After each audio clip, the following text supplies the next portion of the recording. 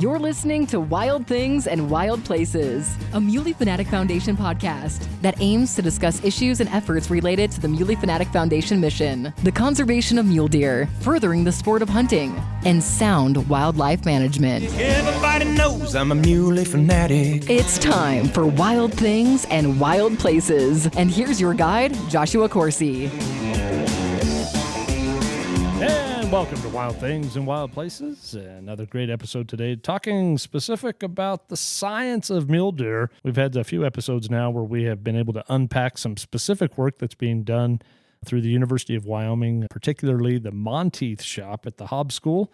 And joining me today, Mitch Brunet, a research scientist with the Monteith Shop. And this is a very engaging conversation that I'm looking forward to share with others as we get into the discussion of the role of predation, specific to a project that was commissioned in partnership with the Mule Fanatic Foundation and the Monteith Shop that began several years ago. 2015, we started to have these conversations with the infamous Dr. Kevin Monteith about looking at the role of deer and elk ecology on the landscape, and this became an addendum, if you will, to that project. And Mitch leading that effort. Glad to have you on board, Mitch. Thanks for having me. It's a pleasure. Yeah, Mitch, you come to Wyoming a little different than some of the other students and scientists that the Monteith Shop has had. I don't know if you're the first non-United States citizen scientist at the Monteith Shop. That I don't know. I might be the first grad student. There's certainly been some techs that have come from Canada and stuff. Yeah, so you hail from Canada. That's right. So before we get into some of the nuts and bolts and the meat and potatoes of your work specific to predation and coyote-specific work, let's talk about how you come from Canada to get to the University of Wyoming working with the Monteith Shop. I think that's a story worth sharing. Sure. Yeah, I mean... Yeah, as far as my interest in wildlife, it stems from a hunting background. I grew up hunting in Ontario, started my undergrad at the University of Guelph there, got some experience with some great researchers working on some deer research projects in that area. And then, starting to look for a master's position and seeing some great research coming out of the west of the U.S. in particular, and particularly out of University of Wyoming. So that was certainly on my radar. And then, you just kind of start looking for projects, see what's posted, see something with Kevin Monteith, which was a name that was already on my radar as well. And then I was co-advised by Joe Holbrook as well. So it was an appealing project, listed as working with mule deer, coyotes, and mountain lion interactions. And I'm someone that's into those species, into predator-prey relationships, and it was appealing to me. And that's kind of how I ended up joining the team here.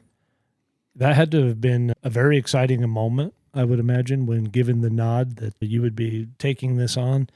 You hadn't seen this landscape prior to that, I'm assuming? No, not at all. Yeah, that was my first time heading west. So, yeah, it was something that I had kind of, there's some level of infatuation with the West when you're growing up in the East and you're into hunting. And, yeah, you want to see those big open wild spaces, mountainous terrain, and which I've seen a bit of in Canada, but yeah, this was my first time seeing some of that in Wyoming, and yeah, it was a real blast and a privilege to come out here and work on this stuff. First impressions of the ecosystem of the greater Little Mountain area where the deer project landscape is? Stunning. I mean, stunning in a different way compared to some other mountain ranges, right? You're talking about high desert ecosystem, pretty dry habitat, isolated pockets of aspen and subalpine fir, lots of juniper, and then kind of rolling sagebrush habitat that's, certainly suitable to mule deer and pronghorn. It's clear to see how there's going to be mountain lions using that habitat as well. And yeah, just a beautiful area for sure with some awesome species. So the scope of your work, Mitch, how was it outlined to you of what it would entail? And did that change over the duration of your study? I would say it did change to some degree. So it was pitched more as looking at interactions with coyotes and mountain lions, which is kind of the first thing I tackled there when I came on. And then along the way, it's transitioned more into looking at mule deer interactions with that as well. And that it kind of stems from what my interests are, which are sort of community type dynamics where you're talking about multi-species interactions and integrating these predator-prey type questions to gain some insight for these focal species that we have some concern over. Most popular question? Most popular is in like my favorite, or what Yeah, is it? yeah. You know what?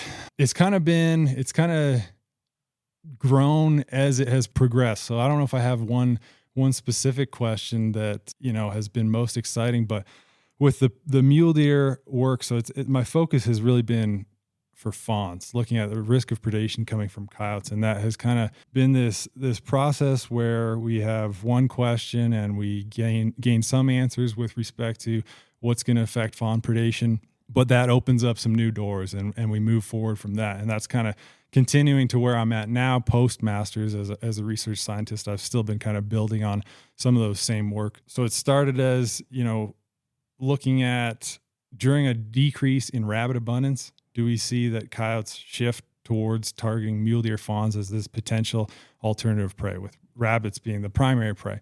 And then from there, it was evaluating the actual factors that lead to encounters between coyotes and fawns and what affects coyote behavior during those encounters. And then now we're looking at the mother-fawn relationship and how that's catered to handling risk in different habitat types as well. So I don't know if there's a single question, but it's been really fun to kind of work along that process and build as we go and answering these new questions along the way. When you look at the permutation of rabbits and these cycles that just continue to have these influx, I mean, I think there's some probably regular coffee shop talk that even have tried to pinpoint that, rabbits every 7 years or whatever that cycle number might be.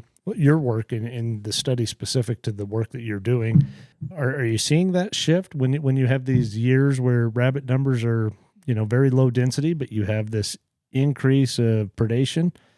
No, we didn't. Yeah, like you say, yeah, there's kind of that coffee shop talk. There's some level of an expectation that is what you're going to see. So the primary prey of coyotes in most systems is going to be some type of small mammal. So in our system, it's cottontail rabbits is going to be the primary prey base.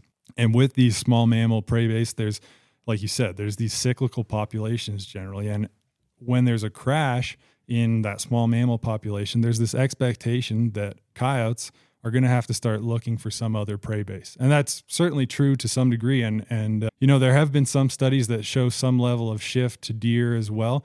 But this was kind of the first one where we were able to look at like a real habitat use perspective and see, do coyotes make a spatial shift towards targeting fawn habitat during those decreases in rabbit abundance.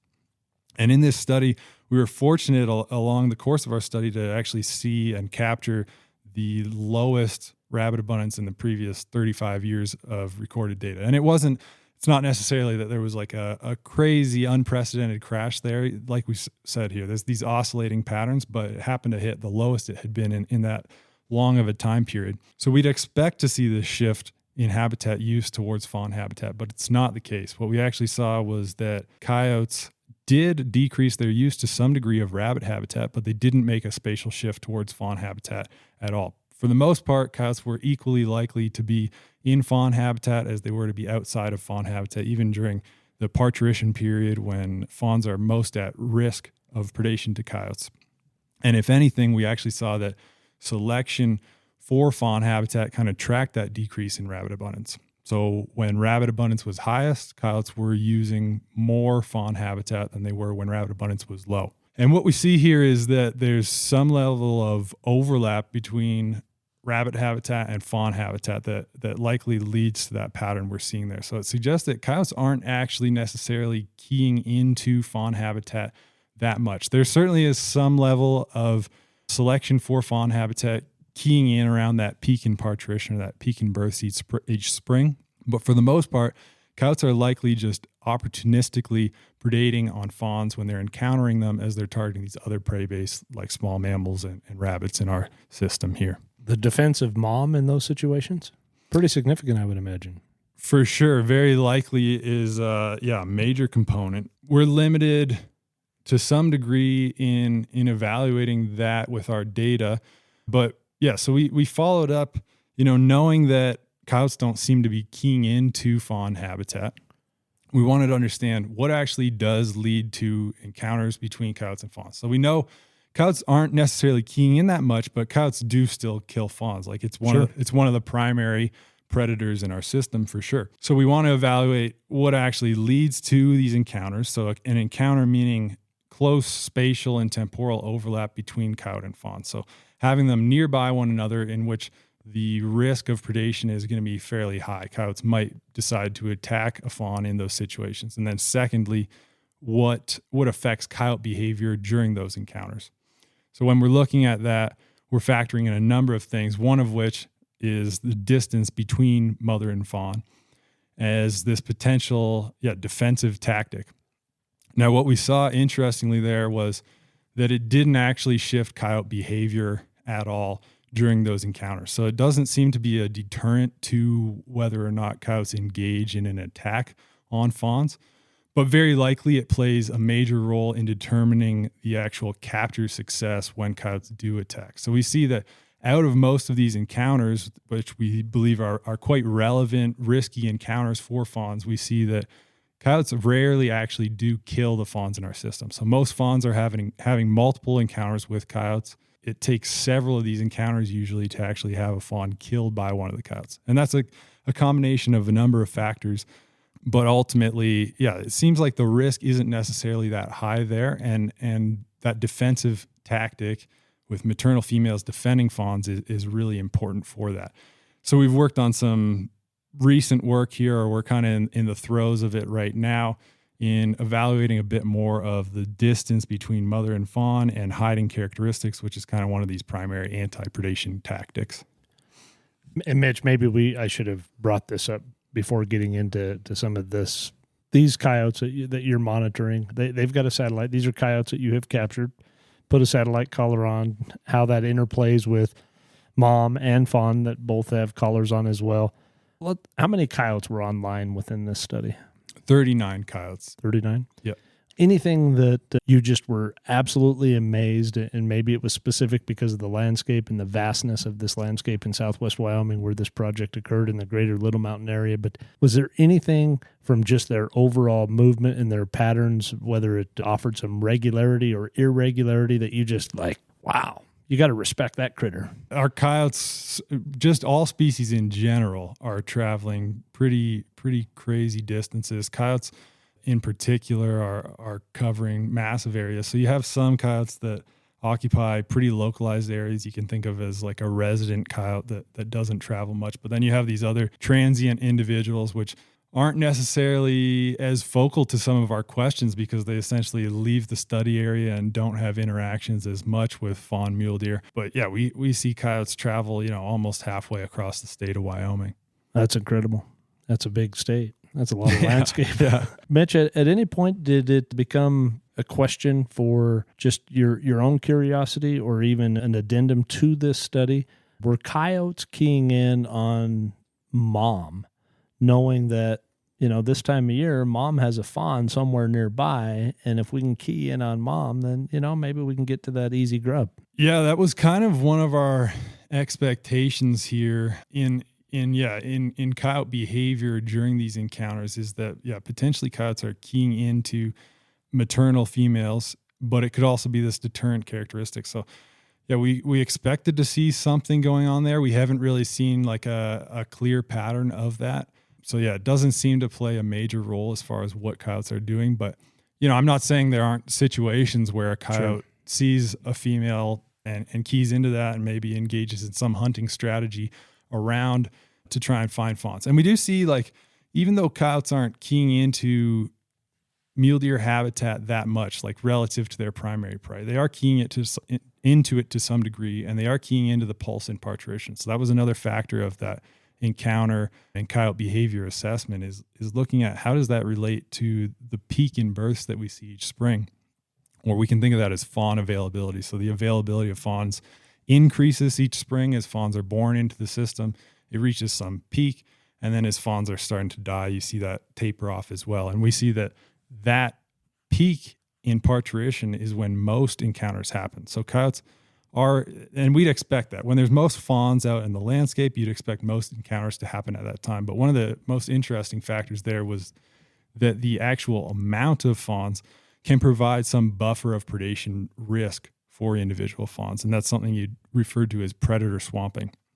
So the idea there is that coyotes can't be attacking and capturing every fawn on the landscape. So with most ungulates, you're seeing this peak in parturition or this birth synchrony in the spring where most fawns or calves are hitting the ground. And the idea behind that, or what's theorized, is that when there's so many neonates on the ground at one time, then predators can't essentially take or can't attack every one of them. So the sheer number provides some buffer to predation risk.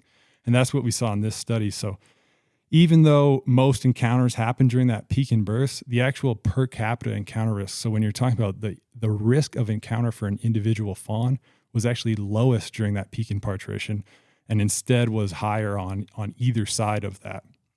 Now, we also see that coyotes are shifting their behavior around that peak in parturition. So we see that coyotes are essentially searching more when there's most fawns in the system. We see that they're moving faster and they're turning more. And they could be targeting fawns without necessarily keying into that fawn habitat to some degree. So some are occupying great habitat, obviously, but some fawns are on the edges of that in worse habitat. And coyotes can be targeting those areas as well with these more broader search strategies to try and identify fawns at that peak in parturition when most fawns are out there on the landscape. Did you find, Mitch, in these observations in this study that there is a regulatory impact of that herd due to coyote predation? That's kind of a challenging question to answer to some degree based off of some of our cost-specific mortality and survival data. You know, it's a challenging question in a number of senses because you also get into compensatory versus additive mortality, and which essentially is that if fawns are going to die already because nutrition is limited and other factors are going to play a role, then predation doesn't necessarily limit that population.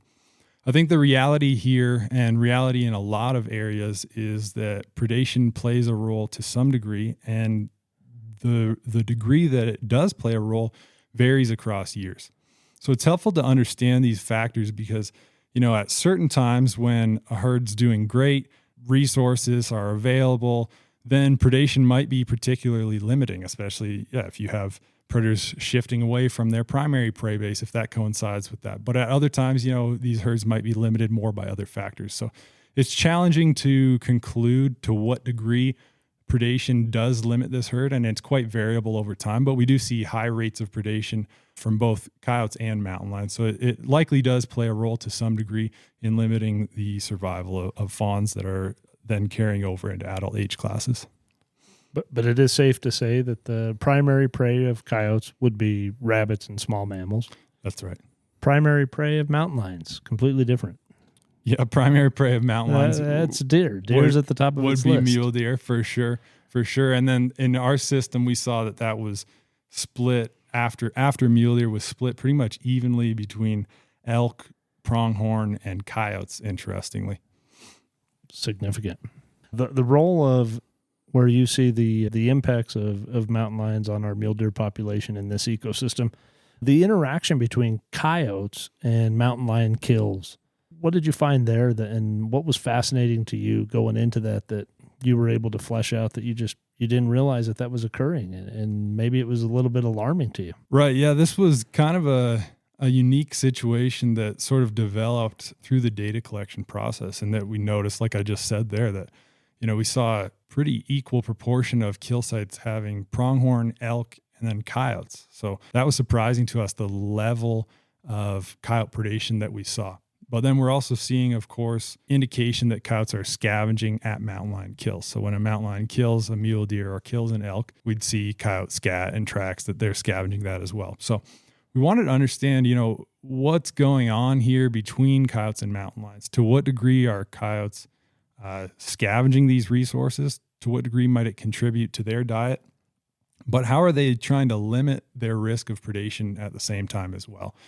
So yeah, we did some work there that was pretty interesting, cool work as far as looking at the relative perceptibility of these different factors. So the idea being that mountain lions as a predator are pretty difficult for a prey animal to perceive. So coyotes are the prey animal in this case that we're talking about, with the idea being that mountain lions are an ambush predator. They essentially kill prey by remaining undetected until they can engage in an attack, right? So prey species are likely limited in their ability to know where a mountain lion is at any given point in time. Meaning, if you're 50 yards from a mountain lion, but that mountain lion's planning to eat you, you probably don't know that the mountain lion's right there. But what you can do potentially is key into the habitat that mountain lions occupy. Because they're an ambush predator, they require certain habitat types to facilitate that predation strategy. They need to be able to remain hidden in cover for stalk and ambush opportunities. So prey animals might be more primed to identify the habitat types that are particularly risky that mountain lions are occupying. And then on sort of the flip side, again, when we're talking about this coyote scenario, you have kill sites. And in that case, kill sites, to some degree are going to be predictable from a habitat standpoint, again, based off of the areas that mountain lions occupy, the areas that mule deer occupy, and where those predation events are going to happen. But you have these really strong perceptible cues of kill sites as far as olfactory cues. So the scent coming off of kill sites. I can tell you that when I would go investigate mountain lion kills, I have general GPS locations that are guiding me to where that kill site is. But a lot of the time, what would key me into the final location is the scent itself. So if I can walk myself into a mountain lion kill site based off of odor, coyotes likely can as well. So there's these strong perceptible cues off of kill sites. So we kind of looked at framing things up around that, how are coyotes navigating this risk and this potential reward of scavenging.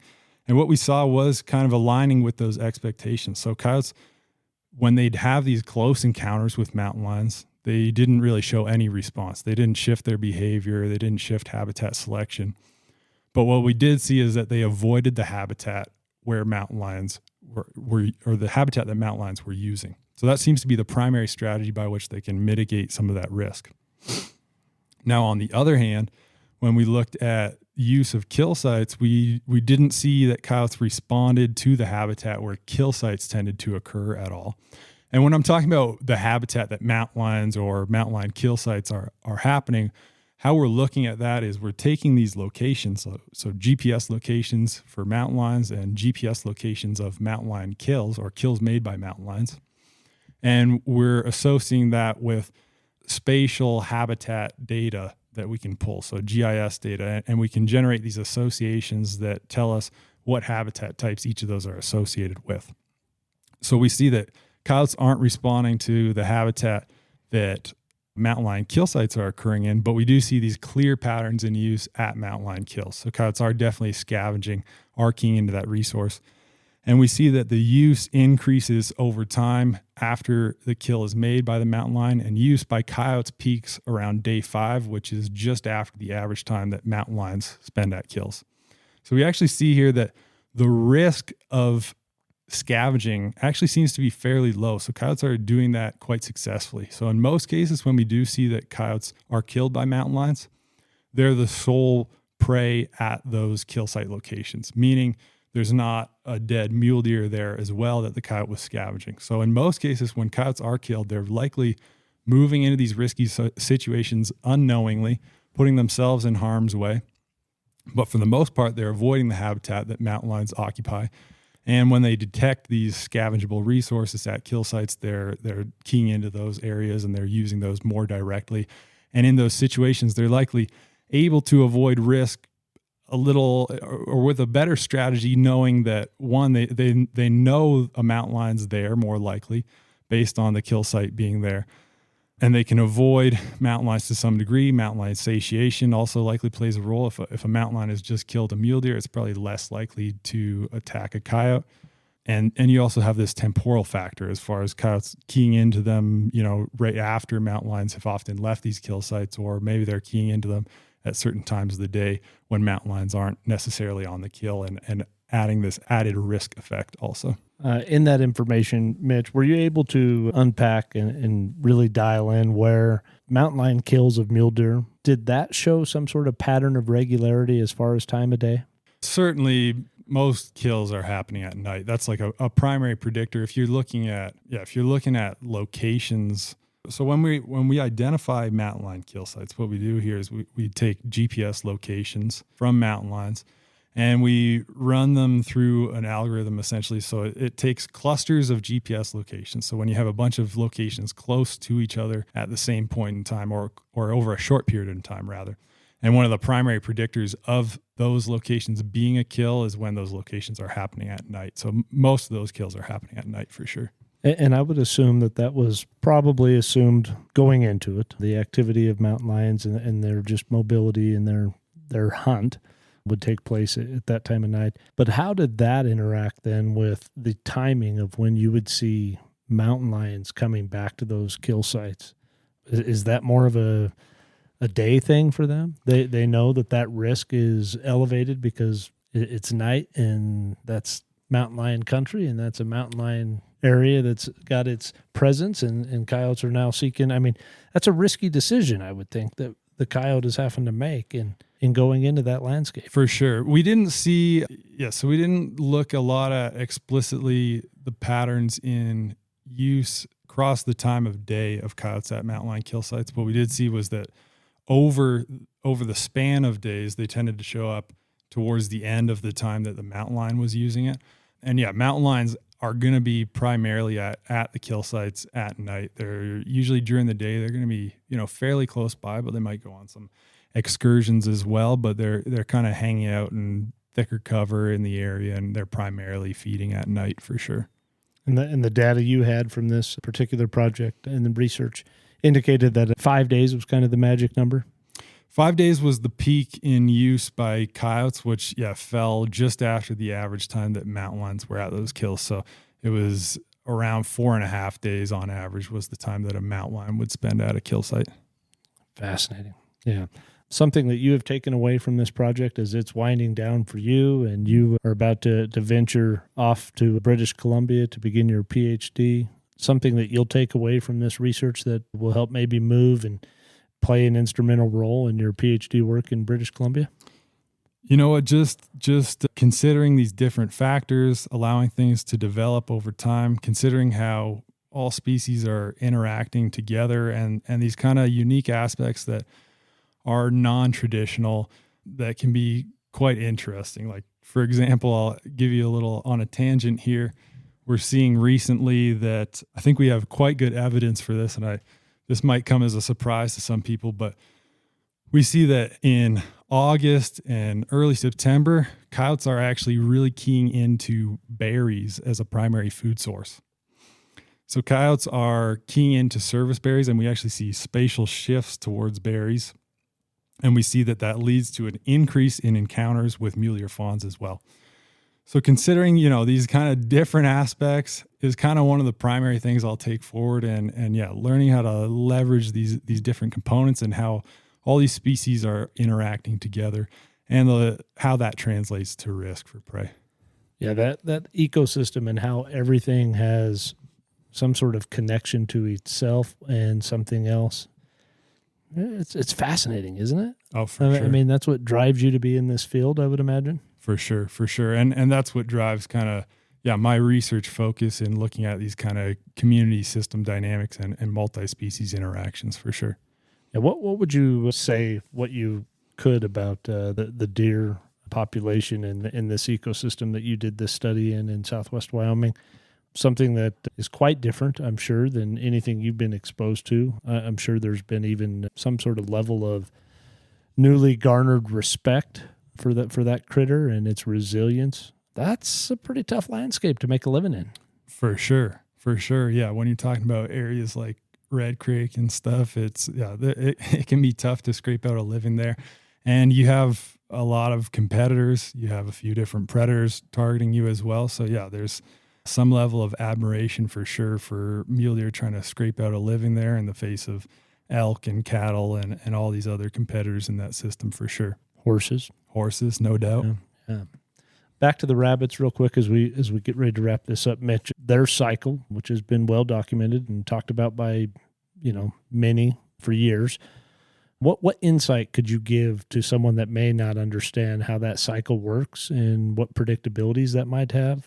Yeah, it can be predictable to some degree. Smaller mammal species are they're prone to these explosions in populations, essentially. So you see this rapid increase, and then you hit some level of a carrying capacity, whether that's, it could be resource limited at the top end, disease could come in, and we don't necessarily have data for what causes the decline or what caused the decline over the period of our study here. But yeah, pretty typical where you see, these fluctuations, and it could also be predation. I mean, there's the classic lynx snowshoe hare example where they're tracking one another and you see some level of lag as predators come up and then snowshoe hares go down, and it all kind of tracks over time. So yeah, we see that in rabbits in our study, and it's not necessarily a consistent pattern exactly, but yeah, we see around 7 years or so on average for rabbit population fluctuations there. And the drive of the explosion? I mean, just when you're coming out of a trough, so whatever, it's kind of a product of the decline itself is what drives the explosion. And rabbits are obviously good at breeding, so they can capitalize, right? Yes, they can. Yeah. They can capitalize when resources are there and populations have been low. And if predators are relying on them and you have a population crash in rabbits, then sometimes you see that response in predators as well. So then predator abundance will drop.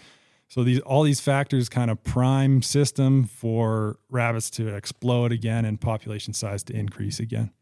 Mitch, you indicated earlier that you had, in some of these coyotes that were online, once they leave the study area, they become superfluous, I guess, to what you're looking at and where your focus is. But to know that you have data and see these coyotes that can have this huge, vast range of expansion and move across the entire state or halfway across the state, seen anything like that before? Was that just mind-boggling to you? I don't know if I'd say mind-boggling. I mean, it's fascinating. I think it's not out of the realm of normality when you're talking about particularly predators having these kind of wild excursions, oftentimes younger males, which I haven't looked at necessarily to what degree that carries over in our coyotes as far as which ones are making these excursions. But yeah, so not shocking necessarily, but certainly fascinating to see these, just crazy movements across wide areas and sometimes returning to the same place or sometimes establishing new home ranges in these different zones. The movement and the data that you were able to collect on coyotes, what was the similarities of that and how that was being looked at with mountain lions? Certainly they can move, they can have an expansive range as well, but some similarities there that draw very close comparisons? We didn't see the same kind of excursions in our mountain lion data set. Now, we were somewhat limited as far as the number of animals that we collared there. So if we had more mountain lions collared, you'd probably see cats making some. How many cats were on? Only 6 in the study area. Okay. Yeah. So the density, I think it isn't necessarily crazy high in that zone for mountain lions, but they're certainly there and certainly have an impact as far as predation on mule deer. But yeah, so we didn't have a huge data set in that area, but we do see that they have very large home ranges compared to some other study areas. But we see that across all species in that zone. We see that mule deer are covering large areas, elk are covering large areas and moving between Wyoming, Utah, Colorado, principally. And we see kind of similar things, not necessarily that they're tracking them, but we see these large home ranges in our predators as well. Yeah, I think the work that you have done, Mitch, the layer of information that you can share at a more dialed in level of just discussion and just the inner workings of this ecosystem in the regards to how all of these play a valuable role. I think it's very, very unique. I'm very glad that we could have this time to visit. But I'd like to close as we wrap this up in talking. So many of our other discussions that have been specific to mule deer have been focused on nutrition, the value of nutrition for mule deer. This component and this addendum that was added to the Deer Project, which, had various components of its objectives within its project, from productivity to nutritional dynamics, etc. You and the work that you've done specific with rabbits and the landscape and habitat of rabbits, good habitat for mule deer? Good in some ways, but there's some challenges for sure as well. And the kind of the prime habitat can be fairly isolated to some degree, where you're talking about more isolated pockets of mountain mahogany, antelope bitterbrush, wax currant, service berries as these primary resources. So I think it is good habitat in some senses, but it certainly has some limitations, and particularly, again, when you factor in all these other competitors, ungulate competitors that are using some of these same resources as well. Yeah, it's been brought to my attention that you have developed a word to be given consideration for the dictionary. Rabbitat, I think you're referring to. Rabbitat. Tell me about it. Tell me how that came to be, and where the usage of that, where it kind of got its start. Because you're gonna go down as that you're the Pioneer inventor. Here, you were a pioneer of Rabbitat. Yeah. Well, I've been talking about Rabbitat since I was a little kid. I feel like that was one of my early introductions into any kind of habitat management, was growing up hunting cottontails and talking about the habitat that rabbits are going to need, brush piles and different cover. And yeah, so I've been using Rabbitat with my dad since I was a youngin' for sure. But yeah, so in this study area, we're talking about, rabbits generally are associating with thicker cover, thicker vegetated cover. So in this area, we're talking about higher, denser sage habitat, and that's Rabbitat in this case. Yeah. If you find greasewood, you found Rabbitat, right? Yeah, that'll work too. Yeah. Awesome. No, I knew I had to get that in there. That when I heard that, I thought, we got to touch on that. That's great. Hey, Mitch, anything you'd like to close with? Anything that we may have not covered that you wanted to be able to provide some information on? Or I just appreciate your time and your willingness to sit down and break this down at this, very dialed in level, just to create more thought, provoke more interest. And it's good stuff, man. Yeah, I appreciate you having me on. It's been a pleasure. I appreciate the interest that you guys have in mule deer and wildlife research in general, and giving us the platform to talk about these things. It's super important to, get some of these insights out and also hear from, the users of these resources, consumptive users, in what they want to see and what they're interested in. So I appreciate your engagement on that level for sure. Absolutely. Yeah. Our pleasure. All right. Hey, thanks, Mitch. Thank you. Yeah, that's a wrap on Wild Things and Wild Places. If you like, please hit the subscribe or follow button so you can be updated of new episodes, new content, new discussions. If you've got an idea, something you would like to see us potentially get to be able to cover in the future, don't hesitate to reach out to us. You can find all of our contact information at muleyfanatic.org. Stay tuned for Campfire Chat. Gathered around the campfire's flickering glow, stories ignited, bridging hearts and minds as the world outside faded and connection reigned supreme. Welcome to Campfire Chats. All right, welcome to Campfire Chat. And joining me for Campfire Chat, Chris from Reno, Nevada. Well, you're not really from Reno, Virginia City. You're Highlands. I'm Virginia City. Virginia City? You call us the Virginia City Highlands. Yeah, you're on the mountaintop. That's right. We look down on it all. You look down on it all. Well, I'm glad to be here, and thanks for allowing me to be here to take this time to visit with you. Campfire Chat, completely different than Wild Things and Wild Places. This is just to talk about and celebrate the passion of hunting. You are a hunter. You kill stuff. You eat stuff. It's an important part of your life. It defines who you are, what you are, and you provide for your family in that way. Yeah, that's 100%. The only red meat is the meat we harvest. Yeah, and tell me about last year. You put meat in the freezer last year? Yeah, last year was a little bit of I've been on this quest to find a big mule deer. I've gotten a few really good mule deer, but I've never gotten a big mule deer.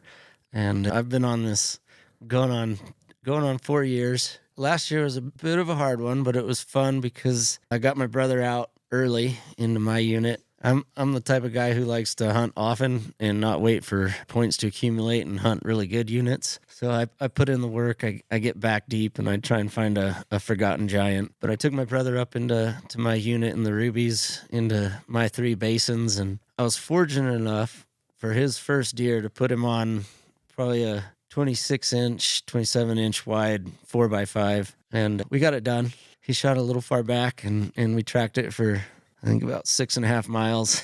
Ooh, Day just and a half. little bit, huh? Just a little bit.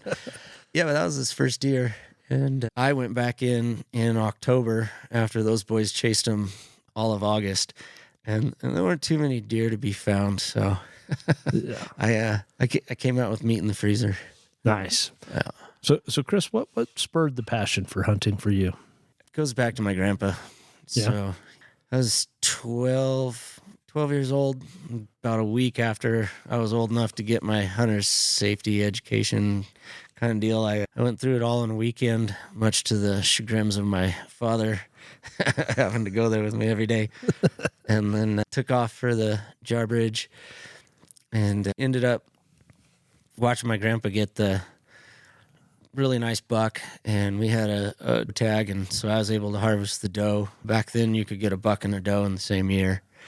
And we were in a herd of maybe 200 deer, and Grandpa was waiting till his buck was clear of all the other deer to finally take the shot. So it was kind of back in one of those heydays in the late 80s here in Nevada when the herds were pretty darn good.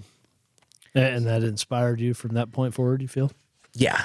It was my grandpa hunting and fishing. I mean, my dad and I went out a lot, but he was really the hunter and fisher and trapper. He taught me a lot. He taught me, we were part of the Pheasant Club in Yerington, Trout Unlimited.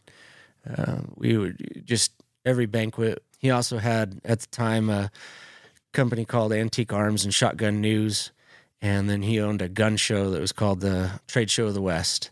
So back in the day, that was his thing, and he got to go all over the country selling guns and talking with folks, and it was just that's what really got me going. Every weekend, that's what we did.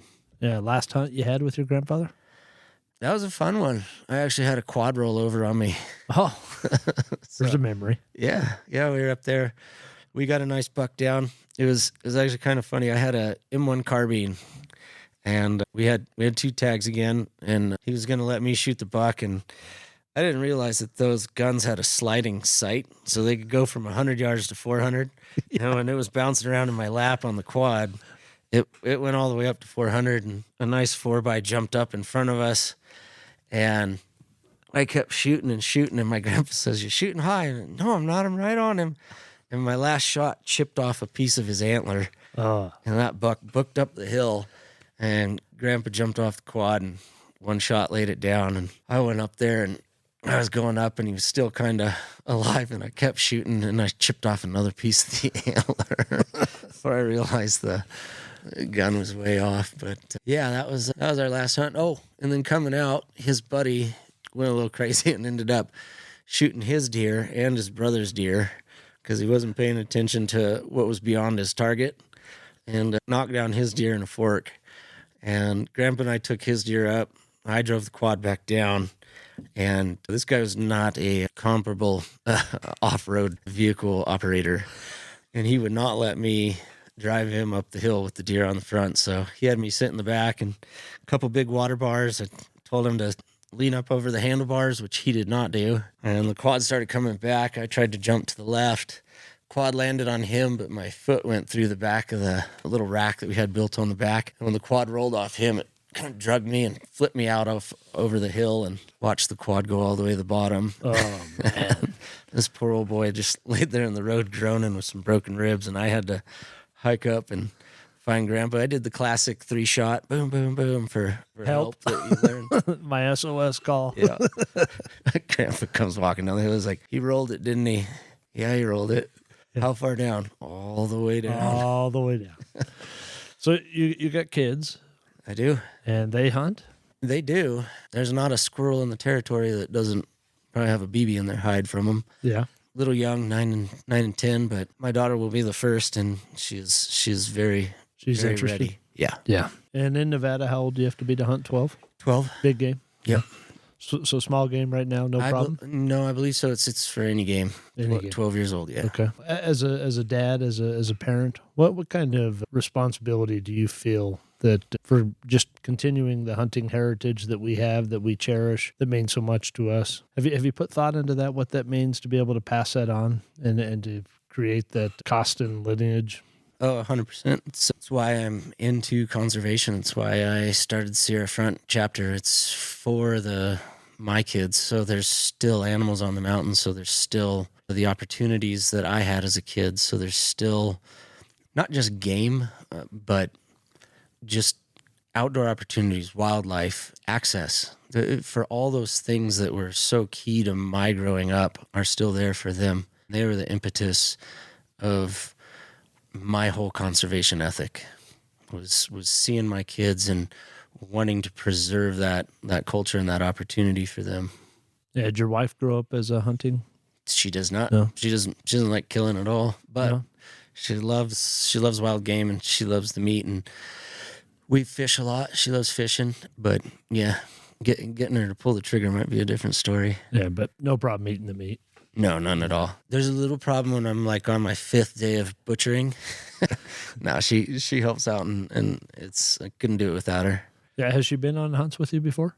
Yeah, actually, when I met Pat, I drug her out to the hottest part of August and the hottest part of the state, and yeah, she was right there sleeping on a cot under the stars with us, with both kids, and yeah, we were running from water hole to water hole, and Chasing antelope. yeah, that's right. Yeah. Yeah. Yeah. And you got your goat that year? Or? I did. I got really lucky. I think, Pat and I met on like day 4 or 5 that I was out there. Then I had to run home, get the family home. I came back out for 4 more days at the end of season, and he and I were both pretty set on spot and stock, so we were not taking easy opportunities. This is crawling from tumbleweed to tumbleweed, kind of hunting country, trying to put a spot and stock on a 100-mile-an-hour animal at 70 yards with an arrow. But I finally broke down. I built a little sagebrush blind. I sat in it for as long as I could the first night, the night before the ending day.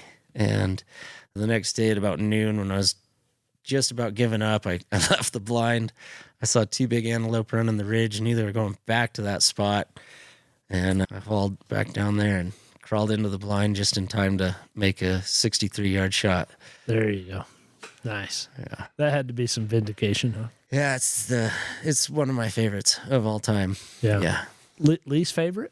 I got a good one on that one. It was 4 years ago, rubies, and I had just gotten back from the year prior to getting an elk and a mule deer within like 6 days apart. 2 different hunts, 2 different units, about 100 miles apart. Back up in the rubies the next year.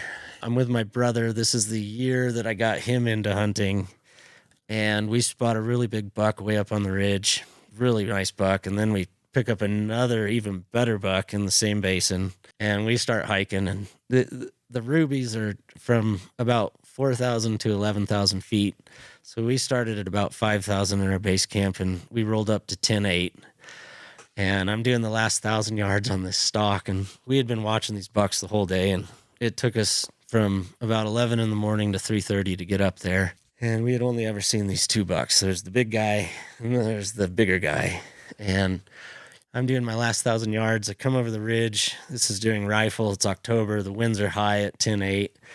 And they're just about rolling me over in prone position, trying to pick these deer out in this basin. And I look down 25 yards. The big 4x just comes up 25 yards away, walks up, and I try and get up on my knees, and I'm going to take the shot, but I'm getting blown over. I decide not to take the shot. Bigger buck down there, and then he runs out to 175, goes broadside, and I'm like, I wasn't going to do it then. I shouldn't do it now. And I wait. And I can't find the big buck, and I'm trying to get my brother's attention, and he just keeps going like this, and I don't know what it means. I'm like, that's a big buck. He's raising his hands over his head and everything, and I'm like, he's got to be there. He's got to be there. And I sneak in. I still can't see him, and I sneak in. I'm 250 yards out from just being in the middle of the basin, and I finally see this. There's a buck, and I can see his front shoulders and his arms tucked under, and his face, and just the start of one antler before the trees, just the base of an antler.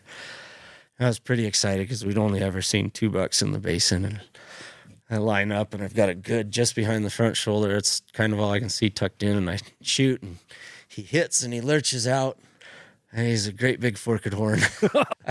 He's actually right over there. He's that little guy tucked in under the... you got him hidden. Yeah. And I wander in there, and I'm just like, what? This can't be. Like, I'm too far back, and There's no way. And I get about 100 yards from him, and I just hear the brush explode, and this big 4x whatever, just massive deer. He was a really nice deer. Would have been the biggest deer I'd ever killed. And he bumps up to the ridge and gives me a nice little look back and drops over and is gone. And I'm still staring at this tiny little buck that took us till 2 a.m. to hike out. And At 10:08. yeah, we ran out of water. We ran out of fuel to boil water. I mean, it was. I guess I shouldn't say it was the worst. It's probably one of the best I've ever had. But Yeah, I was just going to say, despite that, you were with your brother, you were in beautiful country, and those challenges and just being able to overcome them, it's a memory that you'll take forever, right? yeah, most definitely. And it's always those ones, the most challenging ones. Those are the ones you remember. Yeah, for sure. So Dream hunt? You have a dream hunt? I do. Mine would be caribou. Caribou. Yeah, Yeah. archery caribou, or that great big elusive mule deer. Yeah. Someday. Yeah, no, That's what keeps you going every year, right? it does. It's a sickness. It is. Yeah. Caribou, that'd be good. Yeah, I'd love to archery caribou.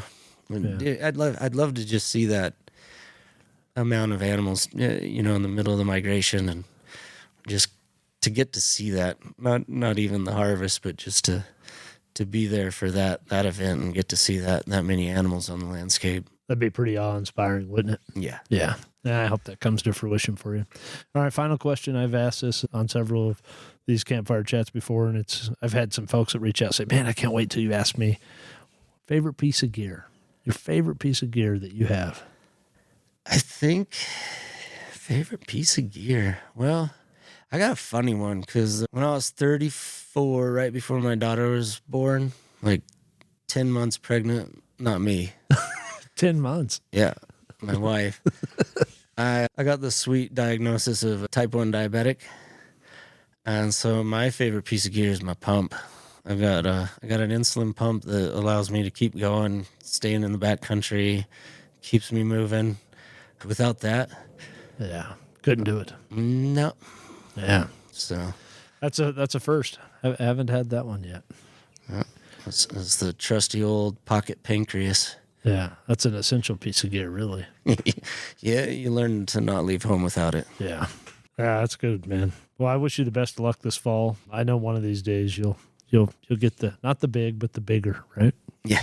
Yeah. Hey, I'm happy with everything I get. Yeah. Hey, Chris, great to talk to you about hunting. It's certainly a passion of yours that you hold very near and dear, and it needs all the effort that we can give it to continue to promote the heritage of hunting and the responsible stewardship that comes with hunting. And you're a great ambassador. So happy trails to you, man.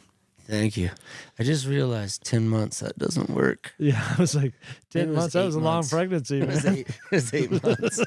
Yeah, Thanks, good Josh. stuff. All right, Campfire Chat. That's Chris Costin joining us today. If you like what you hear, please subscribe and follow, and you'll be notified every Tuesday. New episodes of Wild Things and Wild Places, as well as Campfire Chat. Until next time, happy trails. And that wraps up another episode of Wild Things and Wild Places. But remember, the journey doesn't end here. Make sure you never miss out by subscribing. Whether you're listening to us on your favorite podcast platform, streaming us on our website, or following us on social media, subscribing is the best way to stay connected. Thank you for joining us, and stay tuned for more wild episodes. Everybody knows I'm a muley fanatic.